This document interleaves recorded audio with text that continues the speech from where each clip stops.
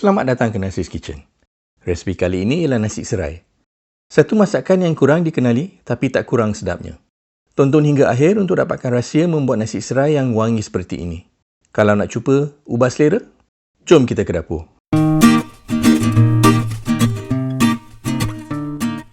Dalam resipi ini, saya gunakan 4 cawan sukatan beras seperti ini. Untuk masak nasi serai, saya gunakan beras basmati. Tapi apa-apa beras pun boleh. Cuma sukatan air yang kena ubah. Mula-mula kita cuci beras dengan air untuk buangkan kanji yang berlebihan.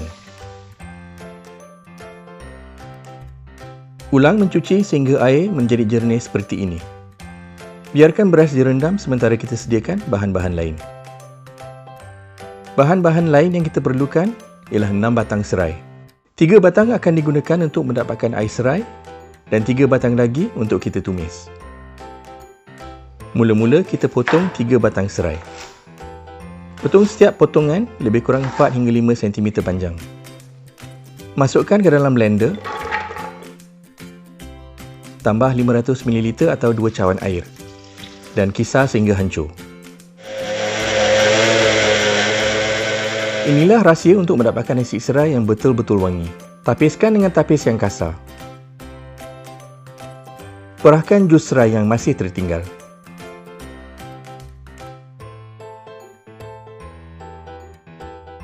Dan tapis sekali lagi dengan tapis yang halus supaya tidak ada serat yang tertinggal. Ketepikan air serai ini dahulu. Baki 3 batang serai, kita potong 2 supaya senang semasa kita menumis. Jangan lupa untuk titikkan serai selepas dipotong.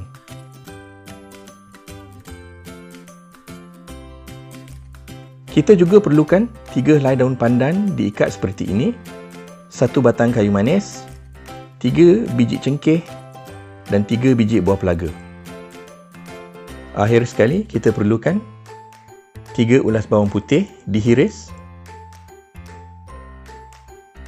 5 bawang merah kecil dihiris dan juga 1 cm halia dihiris. Terlebih dahulu, terima kasih kepada Q-Ware kerana menaja peralatan memasak seperti periuk stainless steel ini. Q-Ware digunakan di dapur profesional tapi juga boleh digunakan di rumah. Untuk menumis, kita gunakan 2 sudu besar minyak sapi. Kalau nak guna minyak biasa pun boleh juga, tapi minyak sapi lebih sedap. Bila minyak dah panas, masukkan cengkeh, buah pelaga dan kayu manis. Diikuti bawang merah kecil, bawang putih, halia dan serai. Gunakan api yang sederhana supaya bahan tumisan tidak hangus.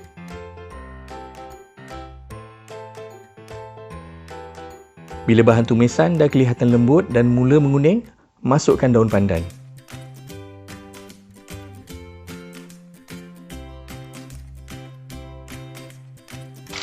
Tambahkan 200 ml air bila bahan tumisan kelihatan garing di bahagian tepi. Bila kita tambah air, proses tumisan akan berhenti. Gaulkan rata. Sekarang kita masukkan 1 cube pati ayam.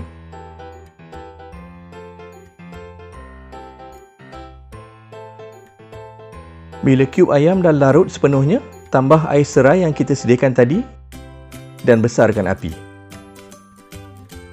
Kacau, jangan tak kacau.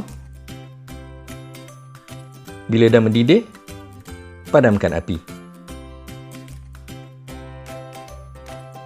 Buangkan air rendam beras. Pastikan air jernih. Kalau masih keruh, cuci sekali lagi. Sekarang kita campurkan bahan tumisan tadi. Pastikan tak ada yang tertinggal.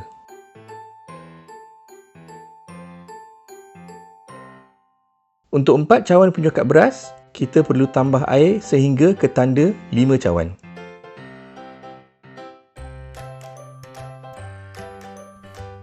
Tambahkan 1,5 sudu kecil garam atau secukup rasa. Kacau 1 kali lagi.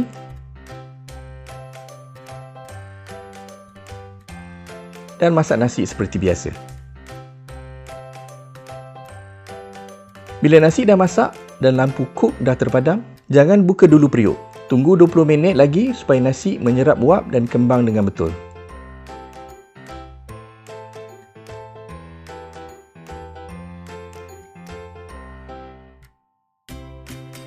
Nasi serai dah siap dan dihiaskan dengan daun sup dan bawang goreng. Sesuai untuk dihidangkan dengan pelbagai lauk pauk seperti kari, masak merah, sambal dan dipadankan dengan acar. Kalau masih belum subscribe lagi, sila subscribe di YouTube dan follow di Facebook dan Instagram. Jangan lupa tinggalkan komen dan selamat mencuba.